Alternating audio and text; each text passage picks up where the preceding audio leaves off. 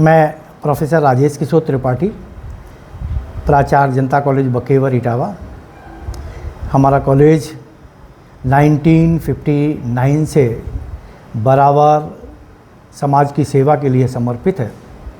चूँकि कॉलेज में स्नातक तथा स्नातकोत्तर स्तर पर बीएससी एग्रीकल्चर का पठन पाठन हमारे कॉलेज में किया जाता है। सभी विषयों के सुयोग्य प्राध्यापक मेरे कॉलेज में यहाँ छात्रों को शिक्षा देते हैं। एग्रीकल्चर के विभिन्न पाठ्यक्रमों में मृदा विज्ञान, सस्य विज्ञान, उद्यानिकी,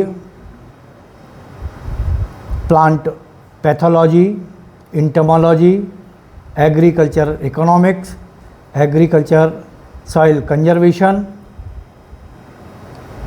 एग्रीकल्चर एक्सटेंशन, एग्रीकल्चर इंजीनियरिंग, साथ ही साथ विभिन्न एग्रीकल्चर से जुड़े हुए विषयों में यहाँ विद्यार्थी शिक्षा ग्रहण करते हैं। हमारे विद्यालय का विद्यार्थी न केवल प्रदेश में बल्कि विदेशों में भी यहाँ के मानकों के अनुरूप शिक्षा ग्रहण करने के बाद वहाँ पर बहुत अच्छी सेवाएं दे रहा है। मैं किसान भाइयों से अपील करता हूँ कि मैंने अपने कॉलेज में एक किसान हेल्प डेस्क, किसान सहायता पटल बनाया है, जिसमें चाहे कृषि से संबंधित कोई भी समस्या, चाहे वो मृदा से रिलेटेड हो, चाहे वो सस्य विज्ञान से रिलेटेड हो, चाहे वो वानिकी से रिलेटेड हो, चाहे वो प्लांट पैथोलॉजी तथा कीट विज्ञान से रिलेटेड कोई भी समस्या हो, उसका समाधान हमारे टीचर्स, हमारे अध्यापक छात्रों के सहयोग से करते आ रहे हैं। हम अपने क्षेत्र में रावे एंड जिसमें कि कृषि जागरूकता कार्यक्रम चलाया जाता है, प्रतिवर्ष 12 गाँवों को गोद लेते हैं। ये गांव हमारे आसपास क्षेत्र के ही होते हैं। बच्चा या विद्यार्थी उन किसानों के घरों पे जाता है और जुताई से लेकर के उनके जो प्रोडक्शन होता है, जो उनका फसल होती है, उसको मार्केट तक पहुंचाने का कार्य करता है। किसान को कैसे फ़ायदा हो, कैसे नई टेक्नोलॉजी को उन तक पहुंचाया जाए, पूरी लगन और मेहनत से हमारा विद्यार्थी उनके साथ कार्य करता है। हमारा विद्यालय, हमारे जो प्राध्यापक हैं, पूरी तरह से समर्पित हैं। कोई भी किसान यहाँ पर यदि अपनी समस्या, चाहे वो कीट से संबंधित हो, चाहे वो बीमारी से संबंधित हो, चाहे कोई भी नई वैरायटी बोने से संबंधित हो, चाहे वो वानिकी से संबंधित हो, चाहे वो नर्सरी से संबंधित हो, या किसान की विभिन्न सारी योजनाएं जो सरकार के द्वारा चलाई गई हैं उनसे संबंधित हो, डेयरी से संबंधित हो, क्योंकि मेरे यहाँ एक बृहद डेयरी है। यहाँ पर डेयरी और पशुपालन की व्यवस्था की गई है। बच्चे यहाँ पर डेयरी से संबंधित सब कुछ यहाँ सीखते हैं। किसानों को भी हम यहाँ प्रशिक्षित करते हैं। हमारे यहाँ मशरूम कल्टीवेशन का प्रशिक्षण दिया जाता है। बी कीपिंग, जिसमें कि मधुमक्खी पालन का भी प्रशिक्षण दिया जाता है। हम कैसे सरकार की, माननीय प्रधानमंत्री की जो नई योजना है श्री अन्न को बढ़ावा देना, इस पर भी हमारे यहाँ ट्रायल लगाए जाते हैं। हमारे यहाँ पीएचडी लेवल के जो प्रोफेसर हैं, पीएचडी लेवल के छात्र हैं, ये आपस में मिलकर के ट्रायल लगाते हैं, जिसमें विभिन्न फसलें, चाहे वो गेहूँ, धान और जितनी भी दाल वाली फसलें, तिलहन वाली फसलें, और साथ ही साथ जितने भी फ्लावर की भी वैरायटी की हम यहाँ पे ट्रायल लगवाते हैं। फसलों का भी फलों की भी वैरायटी का हम यहाँ ट्रायल लगवाते हैं, फलदार वृक्षों का। ये सारा कार्य हम अपने विद्यालय में करते हैं। किसान भाइयों से अपील है कि किसी प्रकार की यदि समस्या हो, खेती से रिलेटेड, मार्केट से रिलेटेड, या कोई भी समाधान या सुझाव उनको चाहिए, तो हमारी इस वेबसाइट को, हमारे इस यूट्यूब चैनल के द्वारा वो सब्सक्राइब करें। हम उनकी समस्या का समाधान तत्काल करेंगे, जिससे उन्हें तत्काल लाभ होगा। अभी एक समर्थ उत्तर प्रदेश 2047 की बात आई थी। उसमें हमारे कॉलेज से हमारे जनपद के जिलाधिकारी महोदय तथा उत्तर प्रदेश सरकार द्वारा ये आदेश प्राप्त हुआ था कि कुछ ऐसा सुझाव दें जो किसानों की आय बढ़े, किसान 2047 से समर्थ बने। हमने अपने कॉलेज में होने वाली प्रत्येक गतिविधि, चाहे वो मृदा परीक्षण से संबंधित हो, तो मैंने उन्हें ये सुझाव दिया कि किसान मृदा परीक्षण के लिए उसको उचित प्लेटफॉर्म नहीं मिलता है, हम किसान को अपने यहाँ उचित प्लेटफॉर्म देंगे, वो आएँ, हम मृदा परीक्षण का कार्य यहाँ पर करेंगे। मेरा यह सुझाव था कि जिस तरह से किसान जब बीमार होता है तो अब घर घर में blood pressure machine, blood sugar की मशीन रखी हुई है, इसी तरह से कोई ऐसा मॉडल तैयार किया जाए जिससे कि हम मृदा की जो हेल्थ है, मृदा का जो मानक है, उसको हम जांच कर सकें और जांच करने के पश्चात हम उर्वरकों का या खादों का प्रयोग कर सकें। हम यहाँ पर अपने खेत में, क्योंकि हमारे यहाँ डेयरी की व्यवस्था है, लगभग 45 दूध वाले जानवर हम यहाँ रखते हैं, उनके गोबर के निस्तारण के लिए हम यहाँ पे वर्मी कंपोस्ट, नेडफ खाद आदि यहाँ पर बनाने का प्रशिक्षण यहाँ करते हैं। हमारे यहाँ गोबर गैस प्लांट भी है। हम ऐसे व्यवस्था करते हैं कि गोबर को हम कैसे निस्तारित करें जिससे कि किसान ऑर्गेनिक खाद की तरफ आगे बढ़ सकें। हमारा उद्देश्य, हमारे कॉलेज का मुख्य एम गोबर की खाद पर आना, परंपरागत स्रोतों पर हम जाना, क्योंकि रासायनिक खेती से जो बीमारियां समाज में आ रही हैं, उन बीमारियों से निदान करने के लिए हम जनशक्ति को बढ़ावा देने के लिए ये कार्य कर रहे हैं। हमारे किसान स्वस्थ रहें, इसलिए हमारा मुख्य उद्देश्य ऑर्गेनिक खेती पर आना है। हमारा जो सुझाव सरकार के लिए था, वो क्योंकि किसान गाँव में छोटे बड़े दोनों तरह के होते हैं, उनके पास ज़मीन भी, जगह भी पर्याप्त होती है, तो क्यों ना पूलिंग करके, क्यों ना क्लस्टर बना के, क्यों ना एक सामूहिक ग्रुप बना करके वो एक जगह अपने जानवरों का गोबर, मूत्र, विछावन आदि एकत्रित करके वहाँ कंपोस्ट बनाएं। कंपोस्ट बना करके वो जैसा जिसकी भागीदारी वैसा उसका हिस्सा दे करके अपने खेतों में वो गोबर डालें, अपने खेतों में वो ऑर्गेनिक खाद डालें, हरी खाद बना करके डालें, जिससे कि उनका उत्पादन ऑर्गेनिक हो। हमने ये भी सुझाव दिया था, क्योंकि आजकल देखा होगा बड़े बड़े शहरों में ऑर्गेनिक पर बहुत बढ़ावा दिया जा रहा है। ऑर्गेनिक जो प्रोडक्ट होते हैं वो कई गुना महंगे बड़े बड़े होटल्स में मिलते हैं, प्रचलन में भी है, दूध भी बहुत महंगा मिलता है। तो सबसे बड़ी बात आती है कि गांव में यदि ऑर्गेनिक का कार्य करेंगे तो क्या उनको लाभ होगा?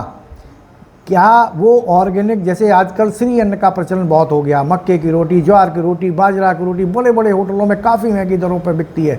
हम यहाँ पर किसानों को इन मोटे अन्न उगाने के लिए प्रेरित करेंगे। अब समस्या आती है कि उनके प्रोडक्शन के कीमत मिलने की, तो हम सरकार से यही अपील हमने की है कि वो ऐसा कोई प्लेटफॉर्म गांव लेवल पर डेवलप करें कि उनके प्रोडक्ट का अच्छे से अच्छा दाम मिल सके, जिससे कि वो प्रोत्साहित होकर के आगे इस तरह की ऑर्गेनिक खेती और श्री अन्न की खेती करने के लिए आगे आएँ। हमने ये भी एक व्यवस्था बनाई थी कि नवाचार, कृषि में नवाचार की व्यवस्था, क्योंकि अधिकतर देखा गया है कि कुछ बरसात के दिनों में किसान काम नहीं कर पाते हैं, बेकार बैठे रहते हैं, तो महिलाएं भी बेकार बैठी रहती हैं। महिलाओं की भागीदारी अभी तक 18% ही है कृषि कार्यों में। हम चाहते हैं कि महिलाओं की भागीदारी बढ़े। कृषि परक उद्योग, कुटीर उद्योग, चाहे वो अचार, पापड़, मुरब्बा, सिरका, ढोलक, सूप, क्योंकि इधर साइड में लकड़ियाँ बहुत होती हैं, या टोकरी बनाना, रस्सी बनाना, या कोई बायोडिग्रेडेबल दोना, पत्तल या लिफाफे बनाना, इस तरह का व्यापार अगर वो करेंगे तो निश्चित रूप से उन्हें सफलता मिलेगी। समर्थ भारत, समर्थ उत्तर प्रदेश होगा।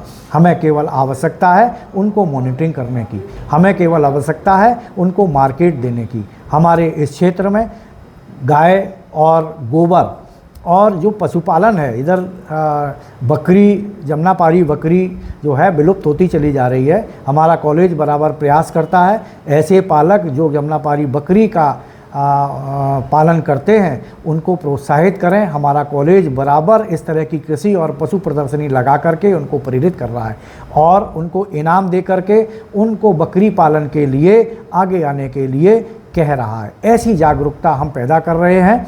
इसी तरह से हम देखते हैं कि हमारा क्षेत्र बीढ़ांचल है। बीढ़ांचल में अधिकतर सैंड के करार हैं। सैंड के करार पर किसी तरह की खेती नहीं की जा सकती है। चूँकि हम कृषि विद्यालय हैं, हमारे यहाँ 120 छात्र प्रतिवर्ष कृषि के आते हैं और पूरे वर्ष वो कृषि की क्रियाएं करते हैं, किसानों के साथ इंटरेक्ट करते हैं, तो क्यों ना हमारे छात्रों को उससे जोड़ दिया जाए, जिससे उस टीले पर वो ऐसे कार्य करें जो कि अर्थ पैदा करने में काम आए। हमने ये सुझाव दिया है कि हमारे बच्चों को किसान के साथ, सरकार के साथ इंटरेक्ट कर दिया जाए।